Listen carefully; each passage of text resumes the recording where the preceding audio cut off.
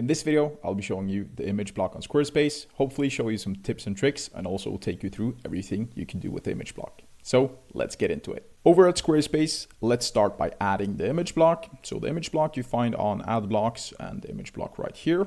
Simply drag it into the editor. I'm going to make this section a little bit bigger.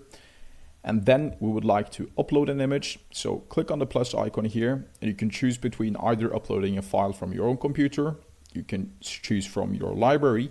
So that's basically images that we have uploaded on our Squarespace website. And you can even also browse stock images and also upload from mobile. So I'm just going to browse some stock images. That's also a great function about the image block and on Squarespace in general. You have free images from Unsplash that you can use as you want. And you also have the possibility to buy premium images as well if that is what you want. But the free library works very well. So let's add one in. With your subscription on Squarespace, you will get access to this library. So I'm just going to add an image that I like the look of. So let's find one. I think we'll go for this image right here. So as you can see directly here, we actually have the possibility to click on some things here. First of all, we can edit the image. That will take you into this content thing right here, where you can change the file name of it. And you can even also add an alt text to your image. That is good for the SEO process. You can even also attach a link to it. You would simply do that by adding a URL here, or maybe even doing it to an inside page. For example, if I had another page that would say about us, I could, for example, attach it to the link here. And when people clicked it, that would take them to the about us page. You can even also, if you want to do, add a file to it. So maybe you want to make people click on the image and that would download a file of the image, maybe even an email or maybe even a phone. You also see here, when adding a URL, you have the possibility to choose between opening a new tab or not. So if I were to add in google.com here and have it as open a new tab, that would essentially mean that it would open in a new tab rather than staying in the same tab. I can actually show you how that works real quick here.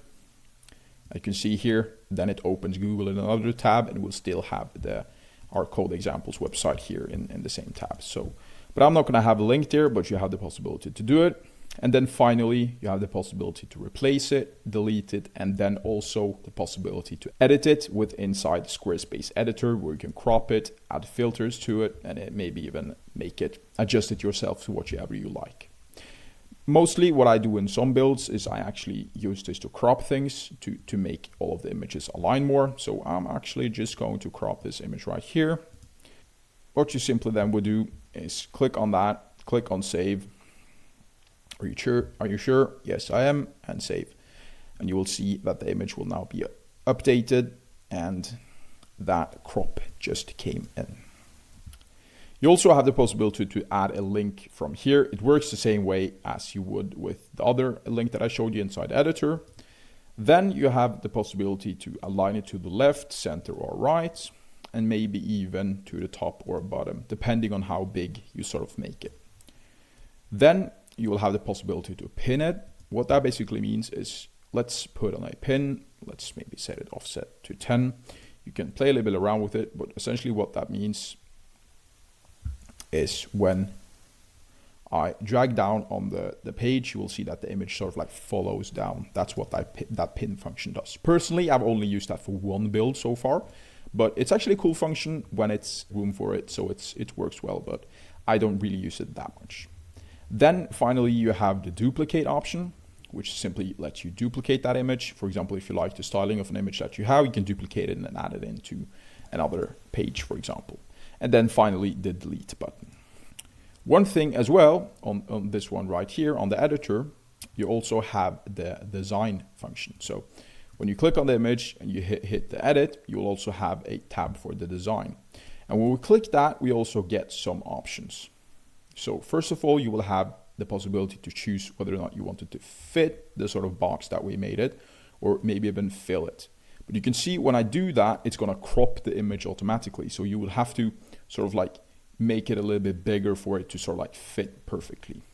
This is a quite good function and I actually use that a lot, but personally, lately I've been using fit and trying to fit the images within the frame, but you have the possibility to do it whenever you need.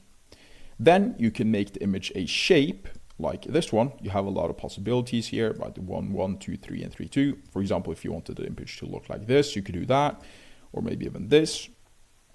And then you could choose to stretch it if you'd like. So it's going to like fill the exact same box.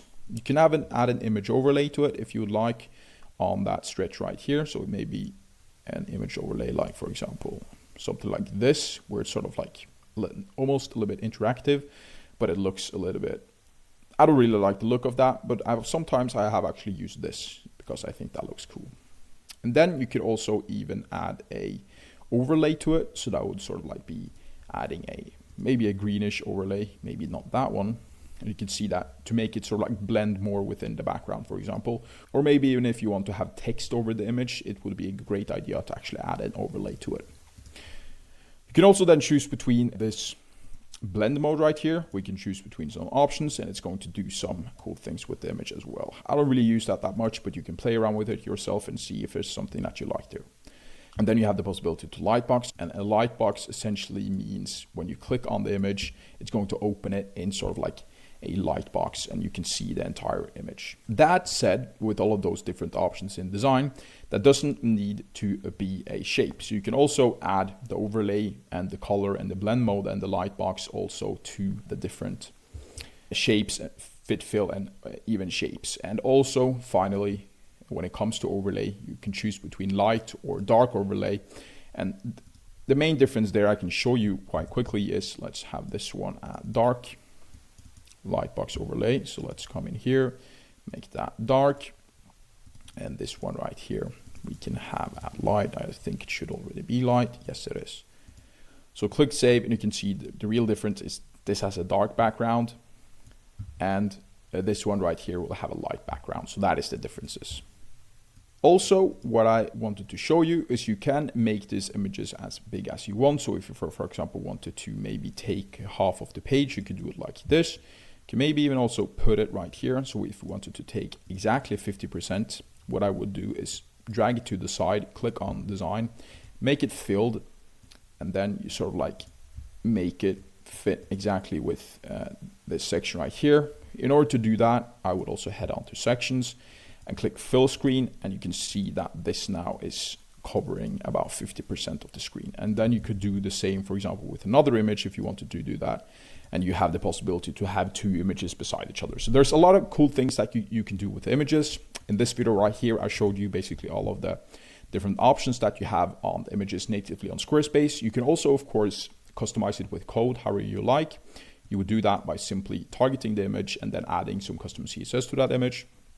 But I hope that this video right here got you sort of like an introduction on what you can do with the image blocks on Squarespace. And that is basically it for the video. If you found it useful, please leave a like and subscribe. And if you want me to build your Squarespace website, the links are down below. And as always, have a great day.